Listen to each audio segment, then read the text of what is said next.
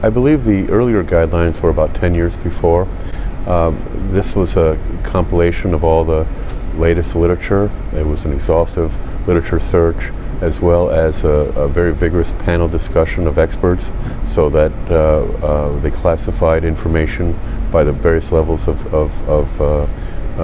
certainty, such as level A, B, C, and D. They also looked at expert opinion, and they did a very nice job of creating a number of bullet points, around 26 or 30 succinct bullet points that help define how to diagnose and evaluate and manage bladder cancer, as well as for patients that have a disease that is not responding to standard intravesical therapy. And they've also drawn a very nice figure that has a very simple, although at first glance it may be a little complex, but it's actually a very easy and simple algorithm to follow, so that we can begin to truly standardize the way we manage patients with non-muscle invasive bladder cancer.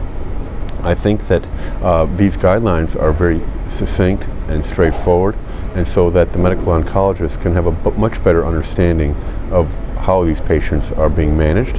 And if they do come to see a medical oncologist, they'll have a better idea of where these patients fit in terms of their risk, because the guidelines identify low risk, intermediate, and high risk patients.